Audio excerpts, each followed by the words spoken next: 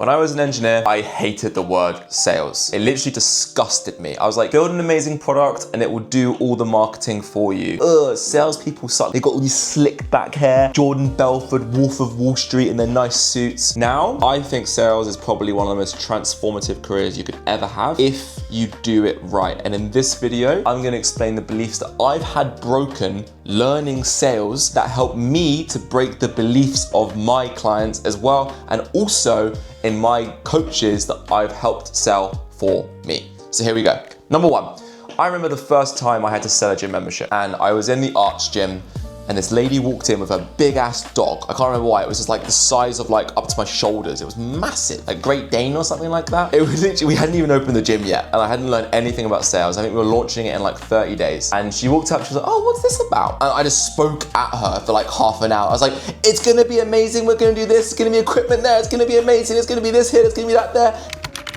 You're gonna put some editing on that, aren't you?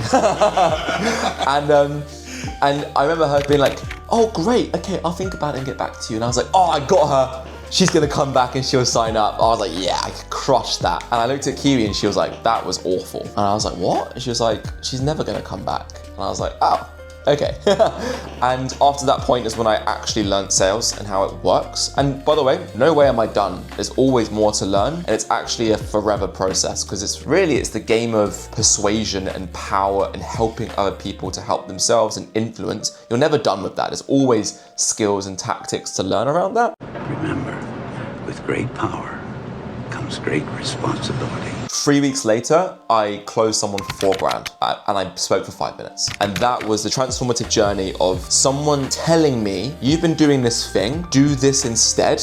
And even though I didn't know what I was doing, I just had the humility to follow their plan and it worked. Which, by the way, if you're a fitness coach and you're currently not following a plan, you can follow a plan that I laid out, because when I was 21, I was doing 40 hours a week of personal training. Now I run a really cool gym which runs itself. If you want the map of how to go to nothing to that for free, you can click on the link in the description below, academy.academyunity/map. It's completely free and it's a 5.5 hour video completely for free. But back to the video. So what were the fundamental differences in those two conversations, and what do I now teach, or what have I taught my sales guys and my sales coaches, and also what do I teach the gym owners that I'm currently helping, and also the PTs that I'm qualifying and helping them get their first few clients.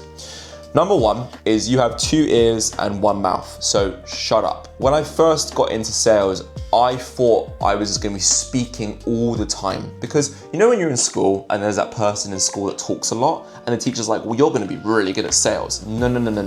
It's the person in the back of the room who watches everyone. He's very curious. He or she questions everything, asks why, and wants to understand things. They will be exceptional at sales. Taking things at face value is the worst thing you can do in sales. If someone comes to you and says, I need to think about it, you go, oh, no way, interesting. So what do you need to think about? And then it eventually ends up to, I joined a gym in the past and I got scammed out of it, and I'm afraid that this one will be the same. And you go, that goes from I need to think about it to that. Now, you could have let the person go at I need to think about it and they would have never come to that realization themselves. But if you kept on digging and helping them to get to the true reason, guess what? We've now got to the point where we can actually help this person because they're in power and they can make a decision on if they want to do something or not, and it's completely on them rather than giving their power away. Anyway, I'm jumping ahead, but the first thing is ask questions rather than talking too much.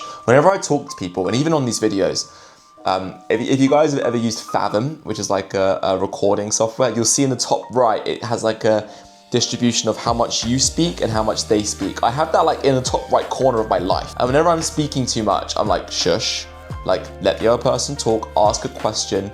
Because what do I learn when I'm speaking? I don't know anything. But when I'm listening to a person, I can understand them and I can really get to know what makes them tick, which from extension helps me as well. Right? Like I get to learn from them. I understand behavior, I understand how they tick, and that helps me through my life. But coming back to sales, you can tell people to do stuff and you can say you should do this and you should do that. Try it with your partner, it's not gonna work. But if you go to your partner, let's say you say to your partner, I wanna go to Pizza Hut. She's like, no.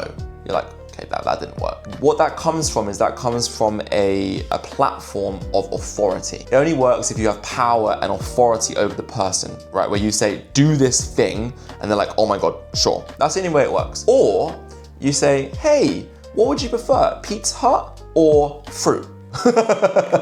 And she'll go, Pizza Hut. And you go, right, let's go Pizza Hut, right? Or, would Pizza Hut be the worst idea in the world right now? And she goes, no. And I'm like, cool, let's go Pizza Hut. We got to Pizza Hut in the end, but just the way that we got there was different. And it's almost like, or even better, oh, damn, I'm really hungry right now. And I really do. And I also, and then 5 minutes later, also, Pizza Hut are doing really well right now. And 5 minutes later, Kiwi comes up with an idea. You know what? I really want Pizza Hut. That's the levels of belief changing in her, because one of them was I put it in her brain, which, by the way, you can do. Don't think of a purple elephant. Purple elephant, right? So you can do that, but all the way to imagine if I got you to manifest a purple elephant in your head. It's, and for those of you who love movies, this is Inception, right? So I could say to you right now, or I could say to the guy in Inception, your dad was this, your dad was that, blah, blah, blah. Or you can plant things in their subconscious and in their environment so that they come to the conclusion themselves and they feel like they own it. And if someone owns the idea themselves, they are much more likely to follow through with it. Which, by the way, this is another link in. I have this saying, which is sales is coaching and coaching is sales. And I fundamentally believe that. I used to have all these departments in my gym like it was fucking Deloitte or something. And I was like, no, we're all coaches. We're all helping people to keep accountable to what they want, because quite frankly, we can't do things on our own. We're a social species and we need other people in our life to help us through things. And what I realized was some of my fulfillment guys were saying, I don't like sales. And some of my sales guys were saying, I don't like coaching. And I was like, guys, no. We are all just on this journey of helping someone through on their journey. We're almost like these little conveyor belts, helping them through at each stage. It was giving them a little push sometimes and helping them to reframe their beliefs to go to the next level. But the main thing that I realized in terms of the sales aspect of this, of kind of like helping people to come to their own conclusion, is, do you reckon someone's more likely to follow through in 3 months' time when they came to the conclusion themselves that they want to do it? Or if you tell someone to do things, how long is that going to last? Right? And it actually comes back down to the carrot and the stick, which is the stick is a bigger reinforcer, but it's more potent, but it doesn't last as long. You can punish an employee, for example, and it might last a day or two, but the carrot is less potent, but it stays longer.